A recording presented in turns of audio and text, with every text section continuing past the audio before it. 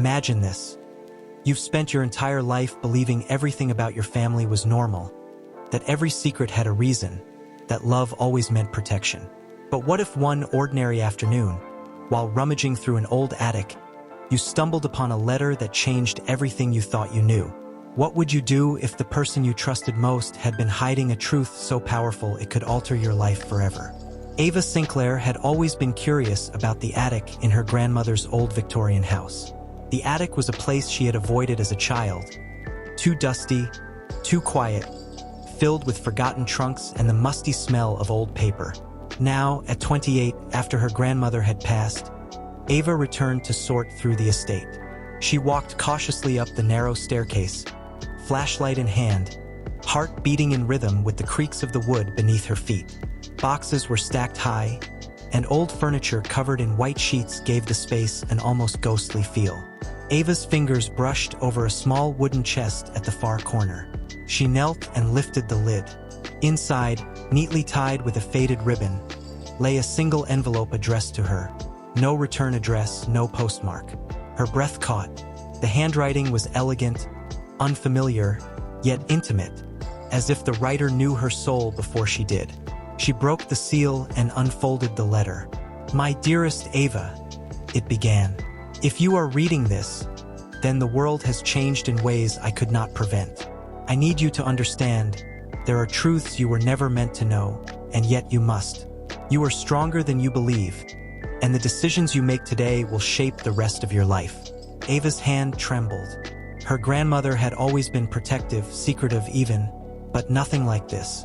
The letter continued, revealing a story of a hidden sibling, a betrayal by someone she had trusted most, and a fortune tied not to wealth, but to choices, forgiveness, and courage. With every line, Ava felt the ground beneath her shift.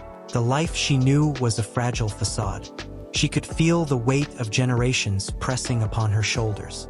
Shaking, she dropped the letter and backed away, her mind racing. Memories of her childhood flashed before her. The nights she stayed awake listening to whispers from the living room, the locked drawer she was never allowed to open, the way her parents smiled but never fully looked at her. The letter explained it all, yet left gaps she feared to fill in herself. Ava knew she couldn't ignore it. Her life had been built on half-truths, and now she had to confront the full picture. The letter mentioned a meeting place, a cafe in the small town of Willow Creek, where the truth would be revealed in person. Ava's heartbeat quickened. The town was a 2-hour drive away, and the letter insisted she must go alone. Every instinct screamed danger, yet the pull of knowing the truth was irresistible. She packed a small bag, taking only essentials, and set out before sunset.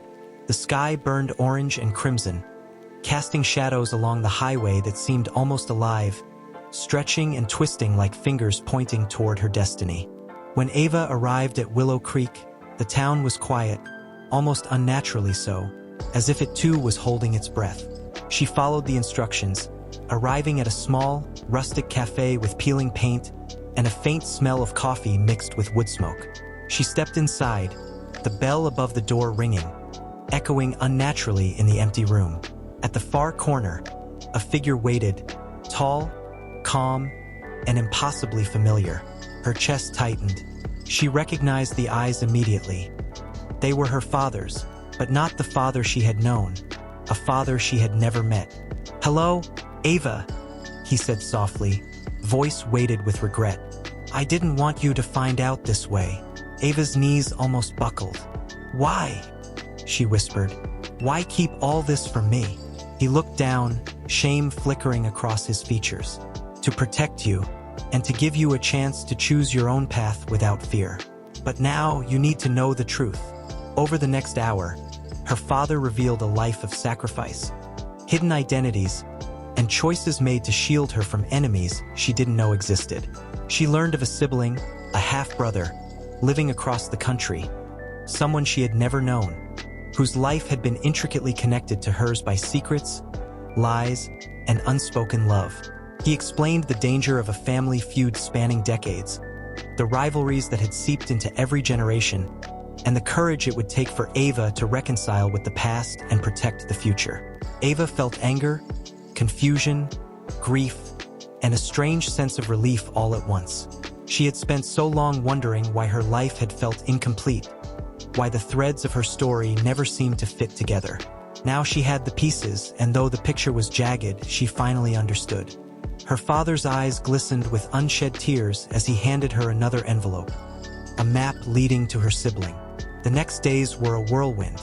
Ava traveled cross-country, her thoughts consumed by what she would say, how she would introduce herself, and whether her half-brother would even want to meet her. The tension was unbearable, every mile stretching her patience, every passing car a reminder of the unknown that awaited her. She wondered if the life she had built, the friendships, the career, the independence, would ever feel the same again once she confronted this new reality. She finally arrived at a small, secluded cabin in a forested valley. The snow had just melted, leaving damp earth and fresh green shoots poking through the thaw. Her heart pounded as she knocked. A tall, athletic young man opened the door, cautious but kind. Ava froze. The resemblance was unmistakable.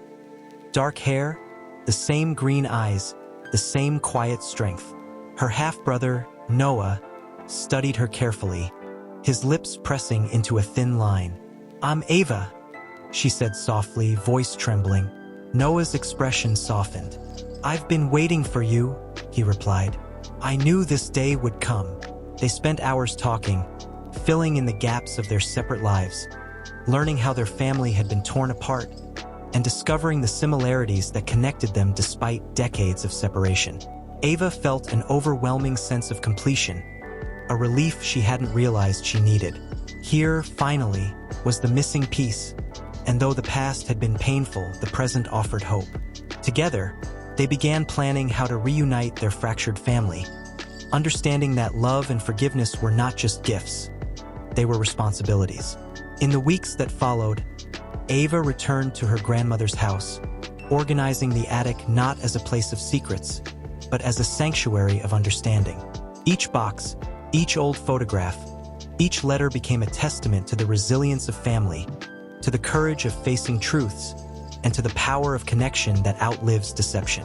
She realized that life is fragile, that the smallest decisions can echo through generations, and that love, uncomplicated, raw, and honest, is the only thing worth protecting at all costs. Through it all, Ava found herself transformed. She no longer feared the unknown.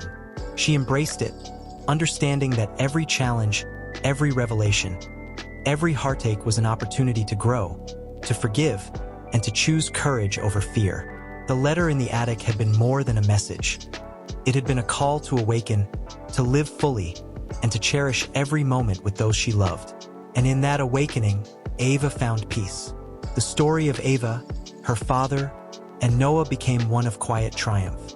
The pain of secrets gave way to the strength of honesty.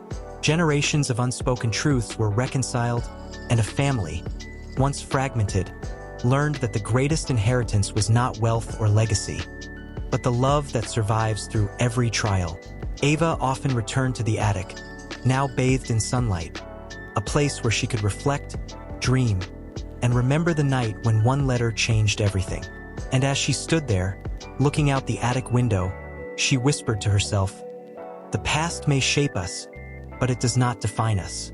We carry forward what we choose, and love will always guide the way."